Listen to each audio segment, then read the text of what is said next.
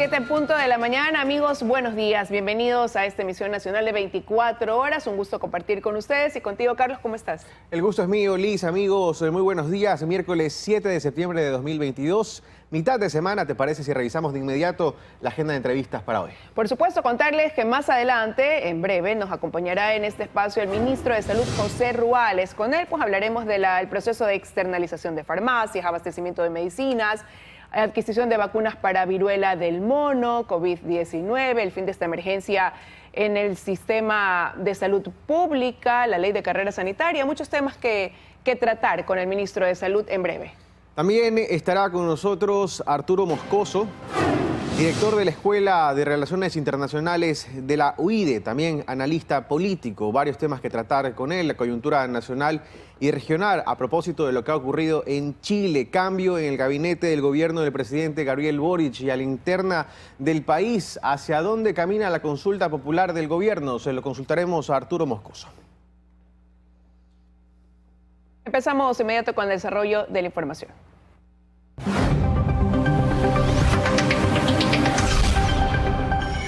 La consulta popular planteará una enmienda constitucional para restar las funciones de designación de autoridades al Consejo de Participación Ciudadana y Control Social. Así es, y quedará en manos de la Asamblea las reformas legales para adecuar ese cambio, si es que la consulta obtiene el respaldo ciudadano. Por cierto, el ministro de Gobierno anticipó que en esta semana, máximo a inicios de la otra, ya el país conocerá cuáles serán las preguntas que se van a proponer en esa consulta.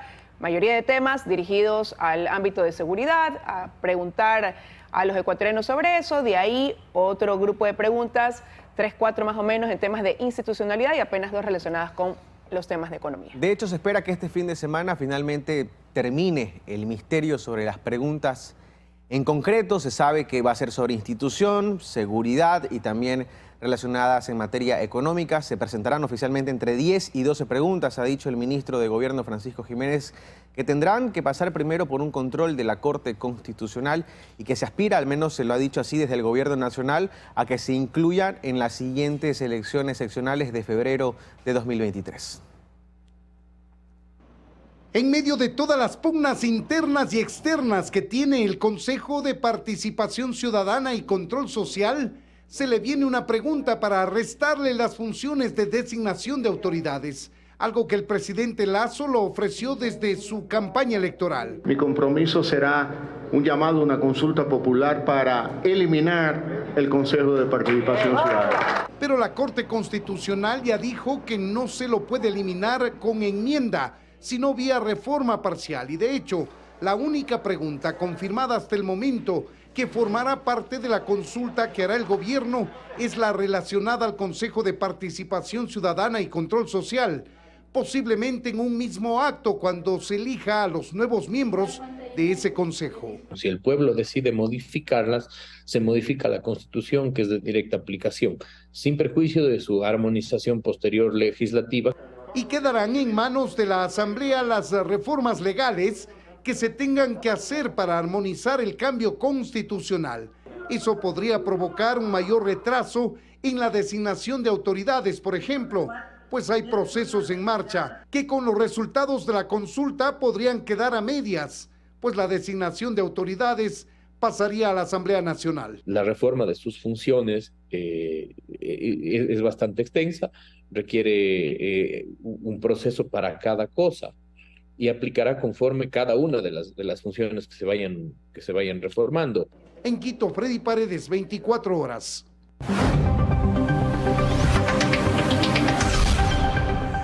Y avanza en los diálogos entre el gobierno y los movimientos indígenas. 2 de las 4 mesas temáticas de estos diálogos que se deberán cerrar hasta el día viernes presentan varias coincidencias que se espera pues ya pudieran culminar con acuerdos concretos. En tanto, el presidente de la CONAIE, Leonidas Issa, asegura que el primer mandatario no está en condiciones de realizar una consulta popular. Bueno, y ahí comentar, ¿no? Recordemos que han puesto un plazo en ciertos temas hasta este viernes.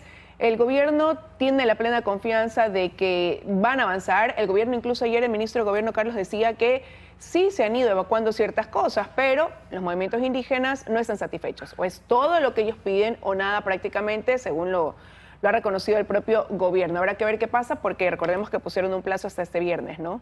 Se han retomado las 4 primeras mesas de diálogo. Se espera, o al menos terminó ayer la jornada martes, con la mesa de fomento productivo y la mesa de minería, donde podrían haber acuerdos. Habrá que estar pendientes. A pesar de que tengamos solamente 90 días, si el proceso amerita estar un poco más de tiempo, lo vamos a hacer. ¿Y por qué? Por la complejidad del tema. Eso tienen que decir, pues. No pueden seguir diciendo, señores, estamos planificando, no hay información. Tienen que decir, miren, en qué etapa está sobre las propuestas que hemos presentado, si eso no es posible. Y si es que se necesita tiempo, entonces decir con absoluta responsabilidad, ¿qué tiempo? Si no es semana tras semana sobre las convocatorias que en este caso se están haciendo. Es necesario que los técnicos, especialistas en el tema, puedan determinar con exactitud cuál va a ser el procedimiento, que no lo vemos que sea a corto plazo, lo vemos bastante complicado.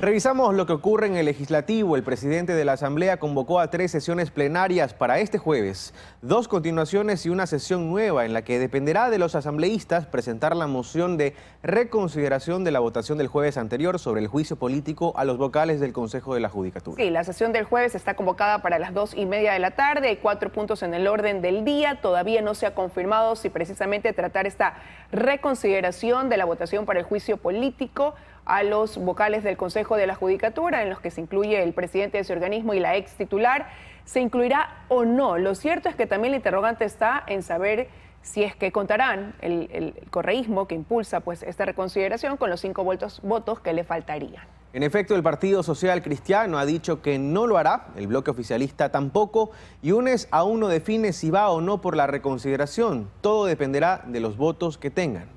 Si no se pide la reconsideración, quedará en firme la decisión de no destituir a los miembros de la Judicatura. Todo esto antes de la vacancia legislativa que empieza este 12 de septiembre.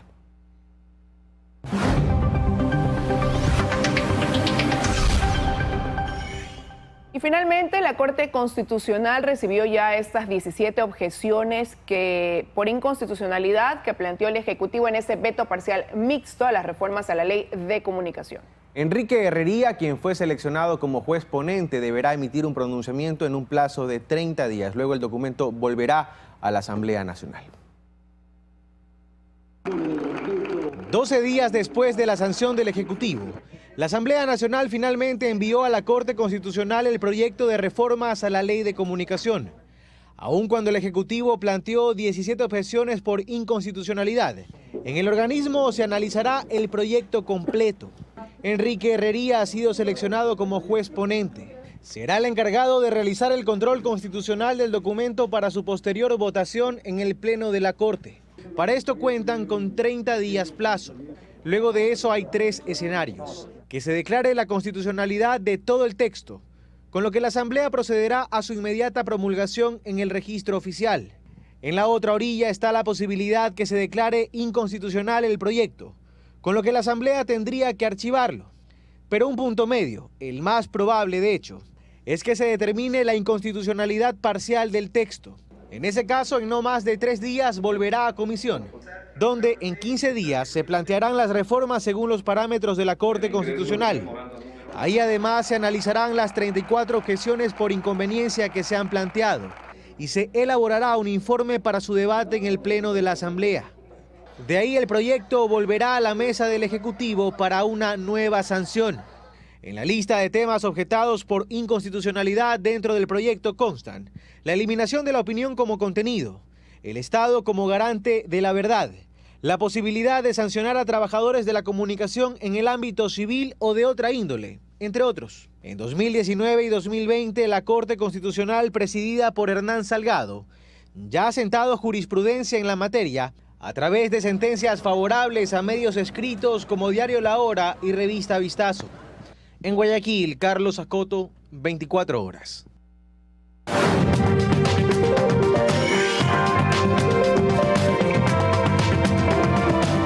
7:10 de la mañana, momento de contarles lo que está en agenda para el día de hoy. A las 9 de la mañana se va a realizar una marcha de maestros jubilados en el Parque La Carolina en Quito. Los docentes jubilados de las provincias se van a concentrar en la capital para exigir al gobierno que cumpla con el pago del incentivo jubilar pendiente. 2 horas más tarde, a las 11 de la mañana, el presidente de la República, Guillermo Lasso, asistirá a la instalación del primer Gabinete de Desarrollo Territorial.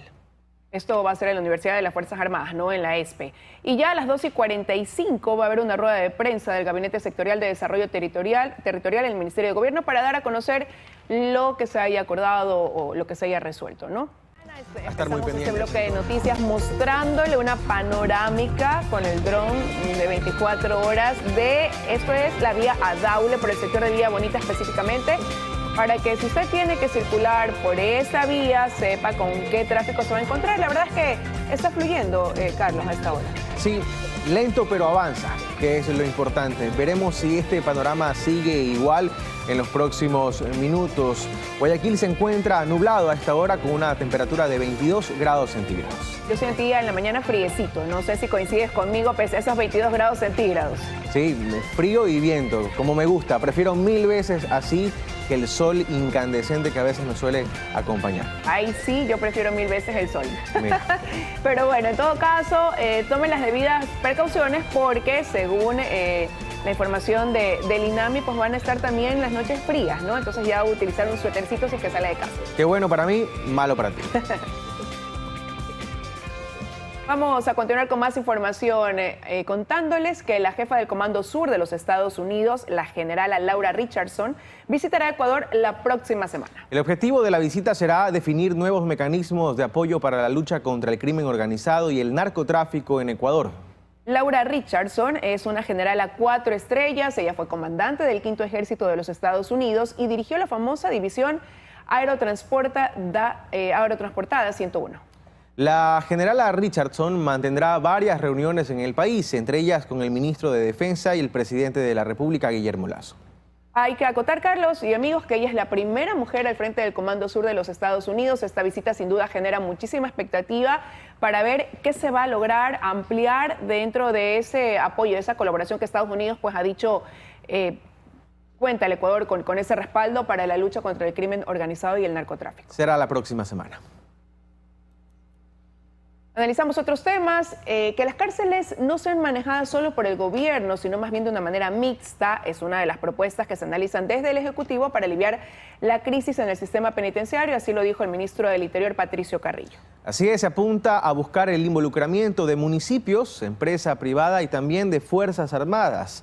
Así lo ha revelado este funcionario, el ministro del Interior, Patricio Carrillo, quien ha dicho, el anuncio en concreto se hará el 7 de noviembre o más o menos por esas semanas cuando termine el censo penitenciario, pues la data que se levante de esto que ocurre en este preciso momento servirá para tomar las acciones. También para entonces se presentarán los argumentos jurídicos necesarios para plantear este modelo mixto de administración carcelaria que apunta a descentralizar el manejo de las cárceles en el país. Una salida a la crisis carcelaria, Liz. Es lo que plantean, ¿no? Buscar cuál pudiera ser esa opción. Sobre lo que ya mencionabas también, Carlos, el ministro decía, ¿no?, que una de estas opciones pudiera ser dividir, tener 2 centros, por ejemplo, penitenciarios, uno que albergue a los privados de libertad que están detenidos cumpliendo su condena por narcotráfico, crimen organizado, sicariato, y otro donde estén el otro tipo de internos, ya que hoy están todos mezclados, ¿no? Por ejemplo, en la penitenciaría del Litoral. Entonces, separarlos y ahí sí dividir también pues la administración y responsabilidad de cada uno de estos centros. Esa pudiera ser una opción. Indirectamente se admiten 2 cosas. Primero, que claramente el sistema penitenciario actual no funciona, al menos no funciona dentro de las expectativas. Y lo segundo, que hay una población penitenciaria que no se quiere rehabilitar y que hay que separarla de la población que sí se quiere rehabilitar. Ha dicho el ministro Carrillo que para aquellos que no se quieren rehabilitar y que son líderes de organizaciones delictivas, se buscará incluso un sistema penitenciario que sea manejado por Fuerzas Armadas. Ahí podrían tener un problema legal, pero en su momento se plantearán los argumentos, ha dicho Carrillo, ministro del Interior. Escuchemos. Un modelo que el sistema para el crimen organizado sea competencia del gobierno nacional, para aquellos que son parte de la delincuencia común, delitos menores, contravenciones, sean las ciudades a través de sus municipios quienes puedan proveer, no necesariamente uno en cada municipio, serían 221 cárceles. El otro modelo es un modelo público-privado o un modelo solamente privado. Y también la posibilidad de buscar infraestructura militar que garantice para aquellos que definitivamente son líderes y producen todos estos actos de barbarie, que puedan ser recluidos bajo un régimen absolutamente disciplinario diferente.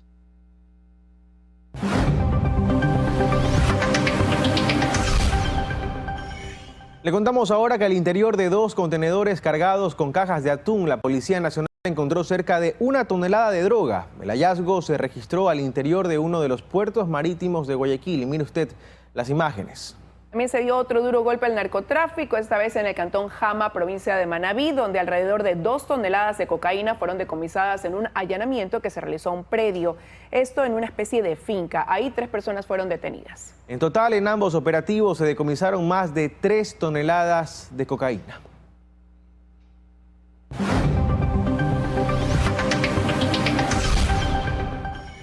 Y en temas de salud, ayer el Gabinete Sectorial de Salud, el COE también, más bien fue la reunión, se dio a conocer que han aumentado los casos de viruela del mono en el país, suben a 59 de ellos, estos casos confirmados, pues 10 son mujeres, 49 son varones y al momento pues hay 226 personas que están bajo vigilancia epidemiológica por haber tenido contacto cercano con los casos positivos. Solo en la última semana se registraron 8 casos nuevos. Del total de personas contagiadas, la mayoría se encuentra en la provincia del Guayas. Aquí hay 21 casos, en Azuay 15 y en Pichincha 14 casos de viruela del mono. Ahora hablemos de lo que pasa con el COVID-19. Han disminuido los casos. De hecho, ayer las autoridades, Carlos y amigos, decían que desde que inició la pandemia está en los niveles más bajos de contagio. Escuchemos. De estos 59 casos, el 17%, 10 casos son personas de sexo femenina y el resto son varones. En cuanto a COVID, estamos con alrededor de 900 casos y estas son las mejores cifras que hemos tenido desde el inicio de la pandemia. Y continúa la inconformidad por la falta de medicamentos en el Hospital Teodoro Maldonado Carbo del IES en Guayaquil. Lo que estamos viendo específicamente en imágenes corresponde a un video que grabó un paciente, un afiliado, que tenía que someterse a diálisis y que no pudieron acceder a su tratamiento debido al déficit de insumos y fármacos en esa casa de salud.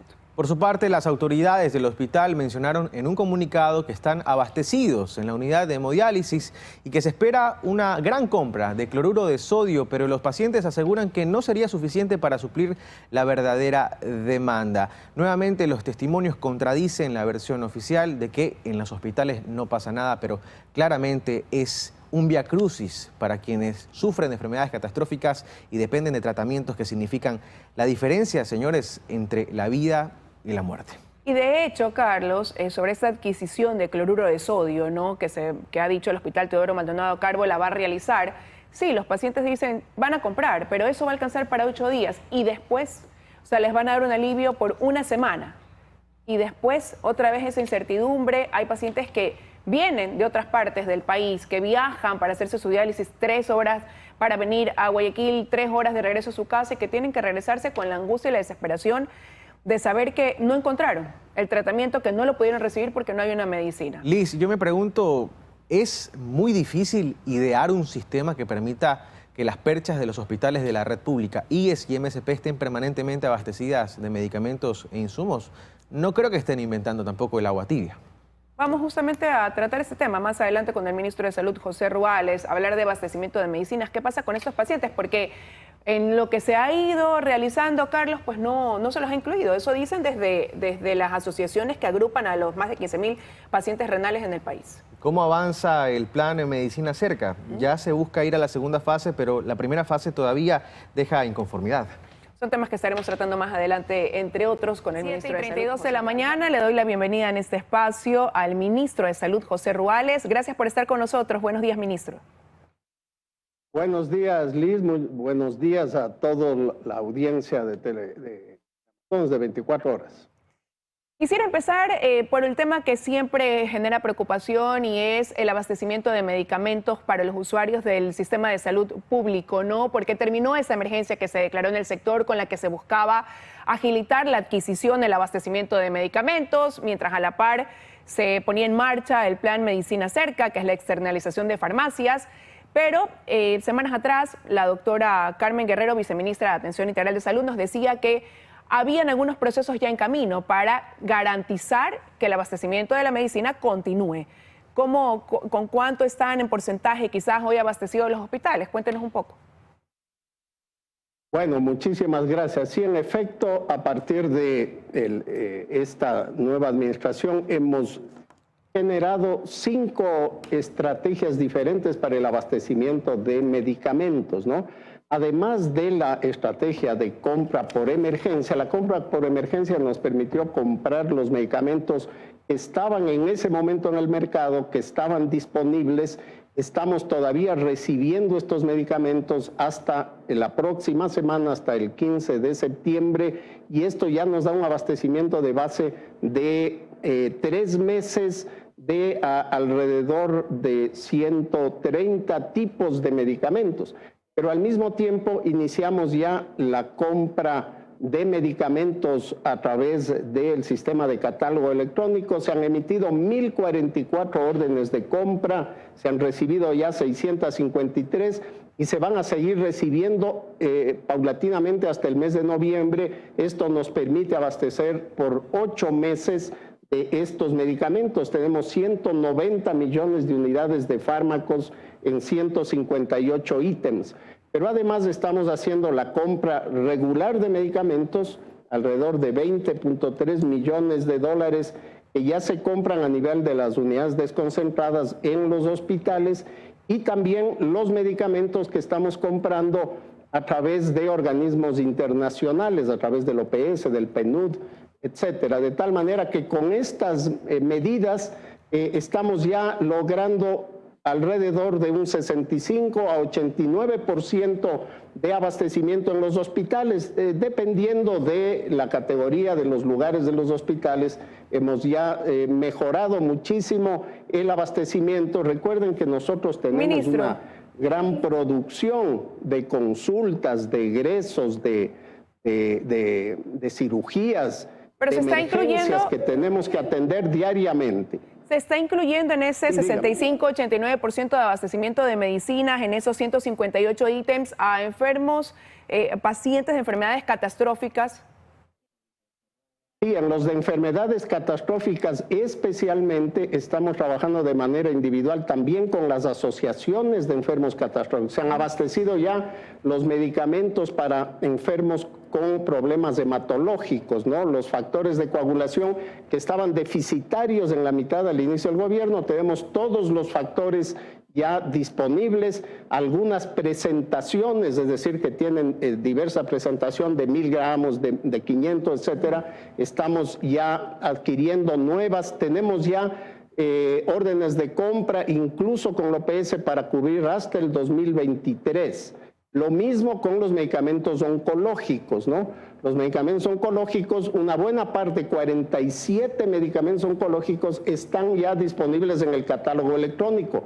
Otros medicamentos se asignan a los hospitales para que hagan la compra directa. Es decir, nos hemos enfocado muy especialmente, estamos a partir del día de ayer convocando a nivel nacional para conformar el observatorio y el listado de pacientes con enfermedades raras, enfermedades poco frecuentes, de alto costo. Estamos identificándolos a través de las asociaciones de tal manera de poder hacer el abastecimiento de sus medicamentos, tener unos protocolos definidos, y espero yo que el resto de instituciones de la red pública integral también se puedan integrar para hacer compras conjuntas y evitar especialmente en las enfermedades raras que haya desabastecimiento. Y le tocaba este tema también, por citar un ejemplo, los enfermos renales, los que se hacen diálisis, tienen una preocupación generalizada porque atraviesa por una situación complicada tanto aquellos que son derivados del IES a centros de diálisis como los que son derivados por el Ministerio de Salud también. Ellos dicen no cuentan con medicamentos en los hospitales públicos, por eso tienen que ir a centros privados. Pero como no se les paga a los centros privados, está en riesgo el recibir su atención y sienten que no son considerados dentro de todo lo que se gestiona o se hace por parte del Ministerio de Salud. Sí, lamentablemente hemos visto algunas noticias de esto en el Instituto Ecuatoriano de Seguridad Social, pero puedo asegurarles que en el Ministerio de Salud esto lo tenemos ya bajo control. Nos hemos reunido el día viernes con un grupo de pacientes y especialmente de dializadoras y algunas empresas que las estaban representando, que indicaban que había una deuda de 80 millones con las dializadoras, especialmente de la Coordinación Zonal 8. Hemos revisado, esa deuda se refería al año pasado, estamos al día, estamos cumpliendo con la sentencia de la Corte. Fíjese, Liz, para que se dé cuenta, el 2020 el Ministerio de Salud pagó 31 millones de dólares a las dializadoras. A partir de octubre del 2021 de la sentencia de la Corte, nosotros pagamos 117 millones y en lo que va del año hemos pagado 138 millones. Estamos al día con las dializadoras.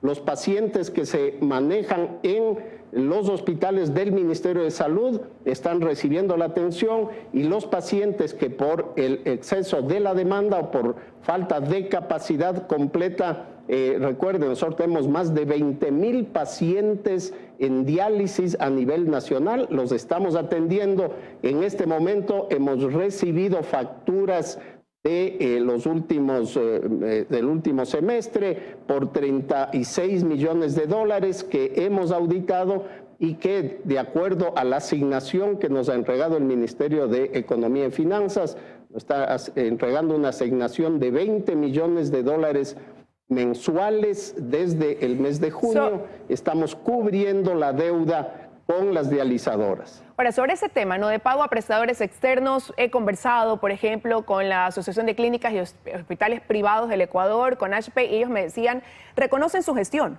el que usted esté vinculado con querer ponerse al día en la deuda que arrastran, ¿no? Pero señalaban algunos problemas. Los 20 millones que el Ministerio de Finanzas ha designado para cubrir deuda mensualmente es un monto muy bajo, decían ellos, no alcanza.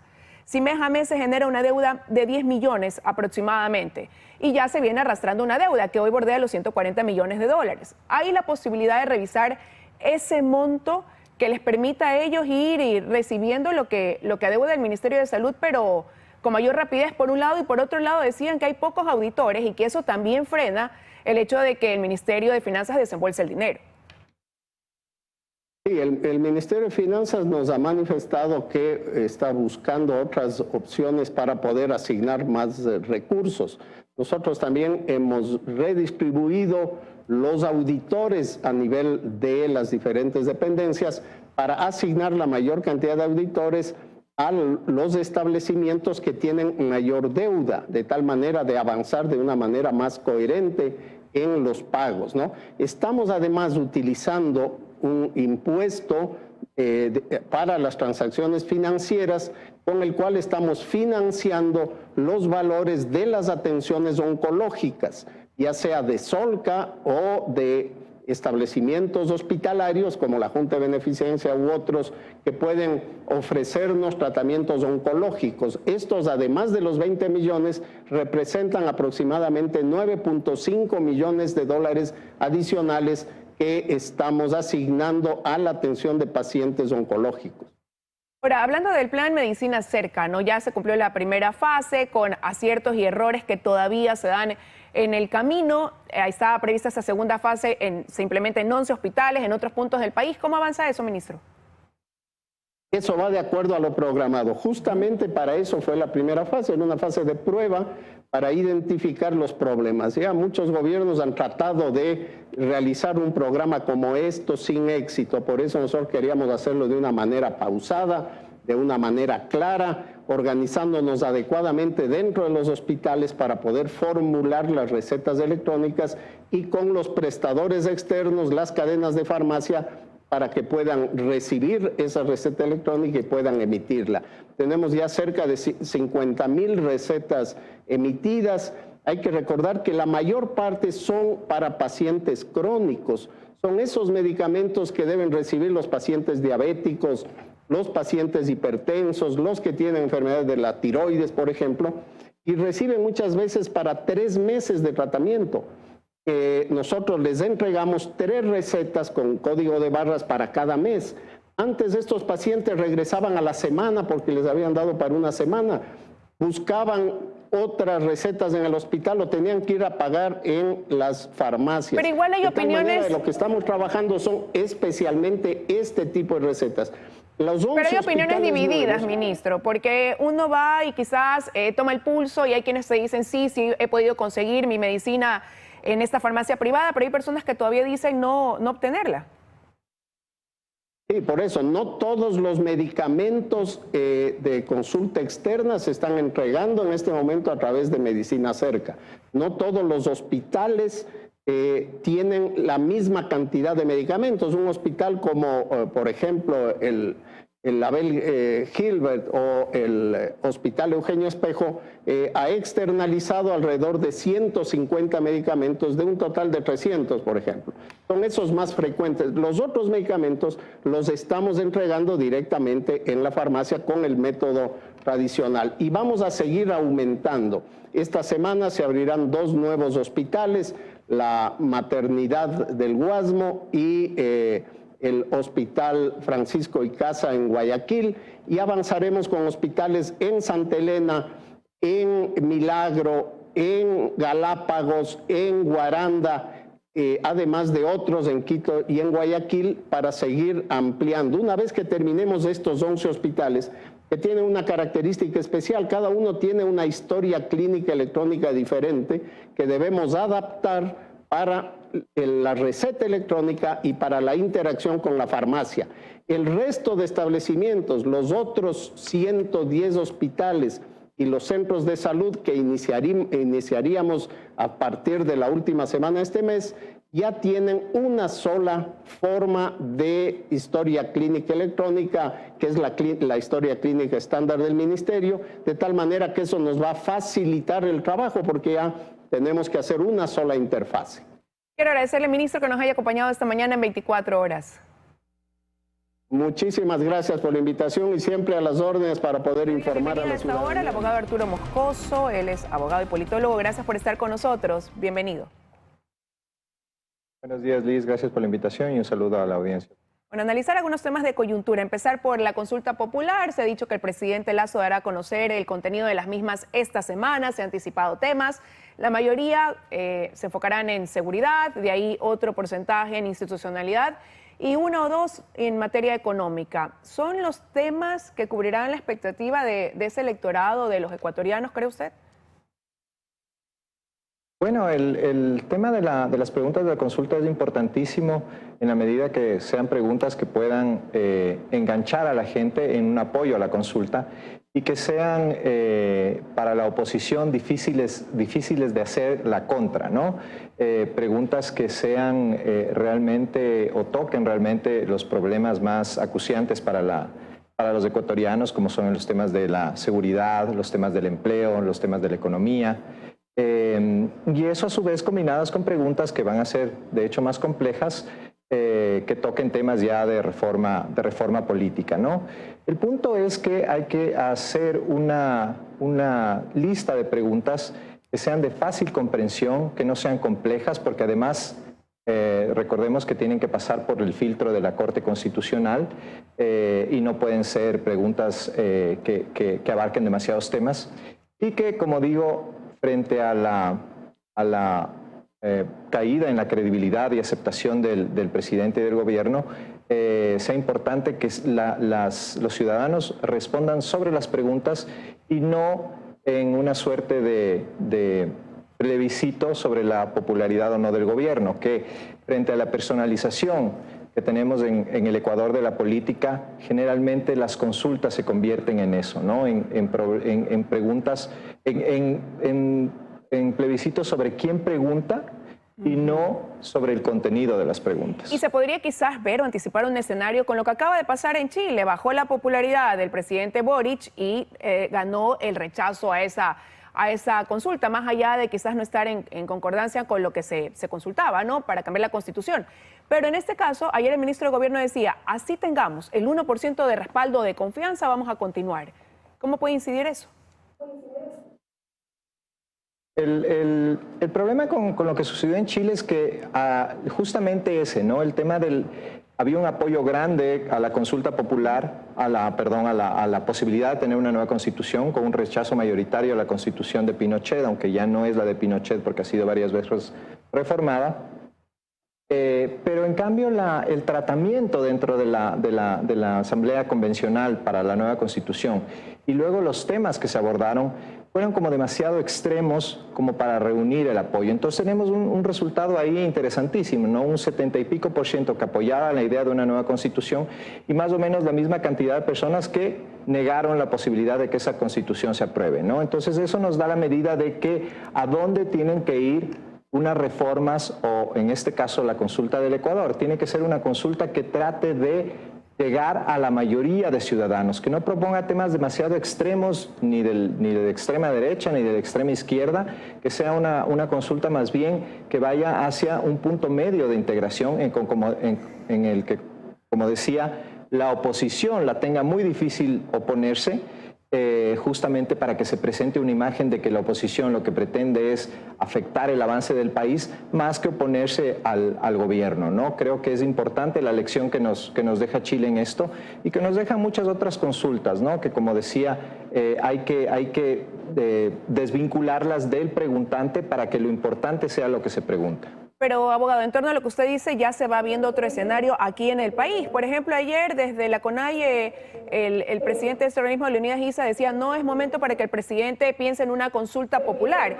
Y eso lo pueden ligar incluso con el resultado que den estas mesas de diálogo, que para ellos no va arrojando lo que esperaba. Es que ese es un tema diferente, ¿no? Porque sabemos que a Leonidas Issa no le interesa negociar. Él ya anticipa un fracaso de las negociaciones, porque Leonidas Issa no es un demócrata, lamentablemente. Entonces a Leonidas Issa no le conviene en su agenda desestabilizadora el que haya un acuerdo o que se lleguen a puntos de encuentro en las negociaciones que se están llevando a cabo, ¿no? Antes de que terminen, ya anticipando que no van a funcionar, y además le da instrucciones al presidente de qué es lo que tiene que hacer, si es que tiene que consultar o no, ¿no? Sin haber ganado una elección, sin ser un representante elegido, ¿no? por votación popular.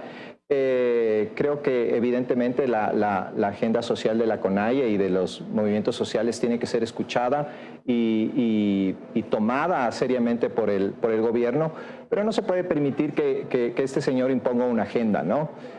Si él no está de acuerdo con la consulta, pues problema de él. El punto es que tenemos que esperar a ver qué es lo que se pregunta y realmente analizar seriamente las preguntas, más allá de los dogmatismos de este señor y de otras voces que se han opuesto, y analizar seriamente lo que se va a preguntar, ¿no? Pero en ese sentido, ¿cómo todos estos temas pueden ligarse de alguna manera o influir, ¿no? Porque todavía hay algunos meses por delante, viene una campaña electoral, está de por medio también esa credibilidad en el presidente, que ha bajado un 17%, apenas cree en su palabra.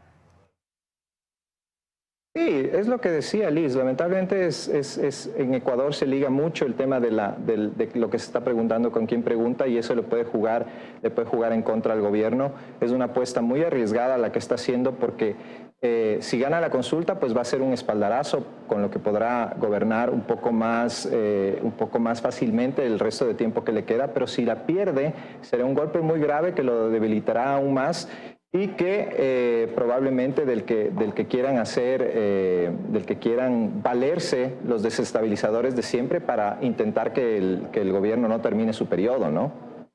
Ahora, ¿y qué pudiera pasar si es que el viernes no han puesto un plazo desde los movimientos indígenas para esperar resultados en 4 mesas de diálogo, acuerdos concretos, corre el tiempo?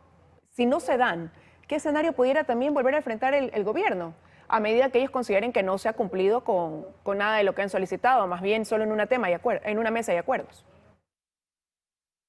Es que el problema de las mesas de diálogo creo que tiene un par de aristas importantes, además de todas las aristas que tiene, que es primero la intención de negociación que tengan los movimientos sociales, ¿no? Ya vemos que al menos Leonidas Issa no tiene intención de negociar ni de llegar a acuerdos. No sé si sea la posición del resto de la CONAIE y del resto de movimientos sociales que están incluidos en las mesas de diálogo, pero al menos de su parte no parece haber esa intención. Lo único que parece haber hecho es ganar tiempo para reorganizarse para nuevas movilizaciones cuando el plazo de las negociaciones se termine. Y por el otro lado, el tema de que en las mesas de diálogo me parece que faltan participantes, ¿no? Me parece que no están vinculados todos los sectores que deberían estar vinculados. Porque de las cosas que se está pidiendo y se está negociando, no todas dependen del gobierno. Dependen en muchísimo de la asamblea también, del sector privado, del sector bancario, del sector exportador, del sector comercial, que no han sido invitados a sentarse a esas mesas, pese a que algunos han dicho que quieren estar ahí, porque es importante que justamente esos sectores también aborden esta problemática.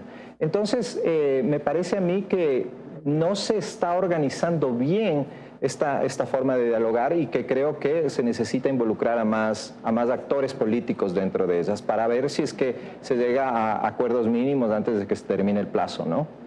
Veremos qué pasa, al menos en esas 4 mesas, y si se dan los resultados hasta este viernes, que es el plazo que impusieron los movimientos indígenas para tomar resoluciones. Gracias, Arturo, por habernos acompañado esta mañana. Gracias, Liz, por la invitación. A las órdenes.